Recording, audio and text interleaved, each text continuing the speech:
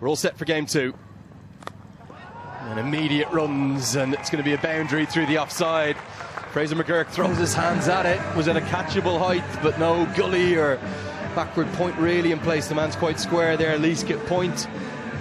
Really for Australia, more of the same. 4 from the very first ball. Nicely played, a hand on it from cover point. I think that's Michael Jones there, but doesn't get enough of it to cut off the boundary. That's how hard Fraser McGurk's hit it, and Jones is wringing his hand in pain. Bowls him straight through.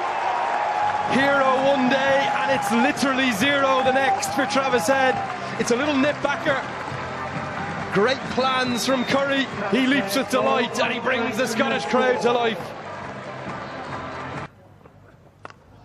This is carved away, going to be carved away for 4. Intentionally hit into the air down towards the hospitality tent to our right, and that'll give Inglis a bit of confidence. Boundary from his first legal delivery. Good stroke. Takes the aerial route again, going to get 4. Hits it into funny areas, Fraser McGurk. It's not exactly orthodox by any stretch, but he can be very effective when he gets going. This has gone a long, long way up. Has he got enough of it? He doesn't think so. Long on, nestles underneath it. It's Soul again. And somehow he hangs on. Redemption in a matter of moments for the man back into the starting 11. He juggled it. It can't be easy in these conditions, but both openers are back in the hutch. Good stroke. Gets it through the covers and will get 4.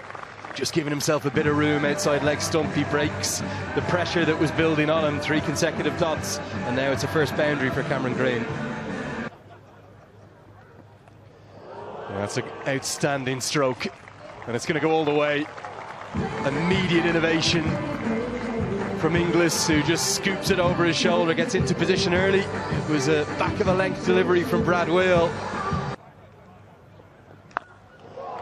Really well struck. He gets it in front to square and will get good reward too. It's gone all the way. Wheel maybe not quite at the pace to test out that part of the pitch, and Leask had just been sent a couple of yards behind square. The 50s come up here in the 6th over. Nice off drive, and beats the dive of the man at mid-off. Might have got something on it but didn't get enough. It's George Munsey there. All of a sudden there's a few concerned looking Scottish fans in the background. And that one's just caressed all the way. There you go, sir, do your job. Don't spill your beer. Mark Watt's not happy about it though. Yeah, stroked nicely down the ground there by Green. I mean, as a bit of a misfield out long off, and that will not make Mark Watt any happier. Michael Lease down the long off there, attacking the ball, trying to get the throw in, just lost his grip, and that will not be a boundary that Scotland want to see again. More innovation, and that is beautifully played. Inglis is on fire today. He's taken over the Travis Head role. Around wasting time. Leans back, cracks that one well into the crowd. Watch out if you're out there, because that is a smoking from Inglis. And he just goes with the spin just over the head and into the crowd. So Cameron Green getting in on the action now. Short, carved away. If it's a bouncer, it's got to be good. And oh dear, that's one down.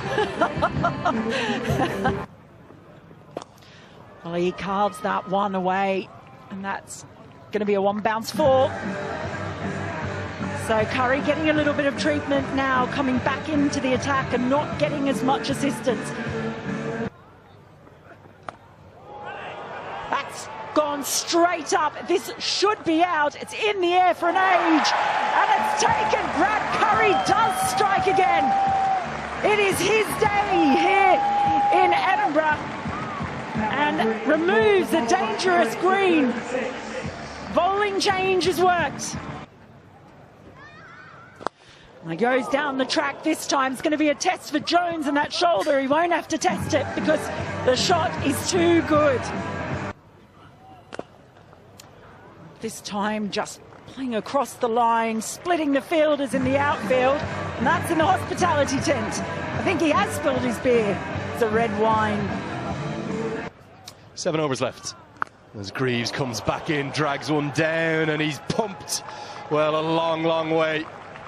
Not the length you want to bowl to Inglis, who's been so quick at picking up that length. Australia tossed up, they pumped down the ground. Long on is there, but it's going to go well to his left, and it's going to be 6 more, the second maximum of the over. Australia taking a liking to the wrist spin of Chris Greaves. Faith, you can then go out and play your game. That is brilliant footwork there from Inglis. Inglis today has been the only batter who's really ever got on top of this surface, on top of this pitch. Brad Curry comes in again. He's picked up into the leg side. Has he got enough of this is the question. Oh, yes, he has. Munsey was perfectly placed underneath it in terms of the line of it, but it's gone soaring over his head. Inglis batting on a different pitch to everyone else today. He moves into the 90s. Tries to repeat the dose, and he's going to get to a second T20I 100 in the grandest of styles. It comes from just 43 deliveries. What an innings we've witnessed. The talk the other day may have been about Travis Head, but with a 7-6 today, it's all about Josh Inglis. It's come at a strike rate of over 230, 7 4s, 7 6s. And it swung this contest towards the visitors. He should be here. And that is going to be great reward for Chris Soule. He's deserved every single bit of that. It's been an outstanding 3 overs for me. It should have been 4. And he points to the sky, back from injury. And he's bringing the Scottish fans into voice. Take nothing away from the innings. It's maybe been even better than the one we saw from Travis Head 2 days ago, and it has Australia slightly on top, but Scotland are fighting back hard. 100 won't be a bad effort, but Tim David is going to pongo this one all the way. Big hits into the leg side. He's a giant of a man. His father has flown in from Perth in Western Australia to be here for today. From just his second ball, he smashes that for 6. David is going to go bang, bang, boom, boom. Oh, that's monstrous, maybe. The biggest of the 2 matches so far. A giant from a giant of man. It's really important. That's going to be 4 more. Just helped around the corner. Kenny Crichton, the team manager there. Not sure how he's got the shorts on. That kind of a day. Final delivery of the first innings. Here we go. A big swing and a miss, and they won't even attempt to scamper the ball in a cheer from the Scottish crowd. It's, well, 16 from the final over, not ideal. Maybe 4 or 5 critical overs in there. It didn't go Scotland's way, but against the class and the brilliance of Australia, you may expect that. Having won the toss and chosen to bowl first, so much went right for Scotland, and in the 5th over at one stage they were just 25 for 2. But a sensational innings from a promoted up the order to number 3, Josh Inglis, as Mitchell Marsh held himself back, Australia's captain. It means that it is definitely advantage Australia at the halfway stage, but Scotland will feel as though they're in the contest thanks to the brilliance of Brad Curry and Chris Soule, the 2 standout bowlers without a doubt. Their 7 overs combined went for just 54 and picked up 4 wickets.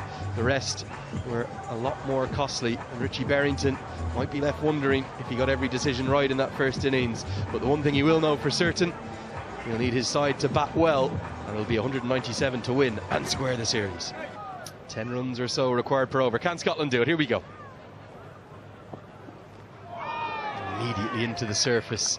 Mel, you'd imagine that Australia will have watched that first innings closely, and we're not going to see too much full, are we? And that's what Munsey does immediately. Hammers that all the way. It was full in length, and I'm not sure that's where you want to bowl on this surface. And Munsey, just with a flick of the wrist, powers it all the way for 6. Another flick of the wrist from Munsey. The way he hits it, you don't even need to run. It's 2 maximums in the first 4 balls of the chase. And Maybe it's already game on at the Grange.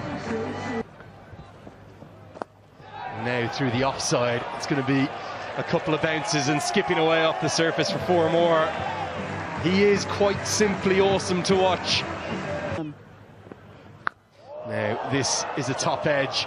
It's the keeper who runs a long way to go for it, and he will hold on. That's an excellent piece of communication. Adam Zampa, thanks Joss Inglis, everything has gone his way today, hasn't it, the Centurion? And Jones comes back into the team, and he has to go early for just one. Bartlett's going to continue now. This could be the end of Munsey, it will be. Brilliant bowling, banged into the surface, and it's right off the toe end of the bat. And Scotland have lost those 2 big hitting openers in a matter of moments, and the game, it swings heavily towards Australia. What a stroke this is. That's gone 50, 60 yards in front of square. It's a front foot pull stroke for 6. Banged in by Hardy and banged into the stands by McMullen. So there you go, it has happened. Glorious, absolutely glorious. Pulled for 6 and now driven straight down the ground for 4. Not overly full either. Driven, if anything, a little bit on the up, and McMullen starts to get into his work. Just after hitting a boundary, he's going to perish. Pops it up again, banged into the surface by one of the Australian medium fast bowlers, and it's a simple catch for Cameron Green over his shoulder. Smiles all around. Stoinis keeps doing it with the ball for Australia. Gets underneath that one. Has it got the legs? It certainly has. Welcome Sean Abbott to the game. 6 runs. And goes across the line, and that'll be 4. 4 to finish. So McMullen turning it into a decent over for Scotland. But he's gone. He's outfoxed by Zampa, going for the sweep.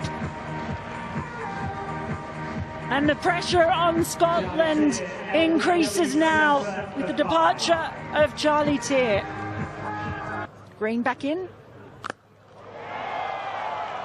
Wow, that is monstrous. That's almost back in the pavilion. What a shot.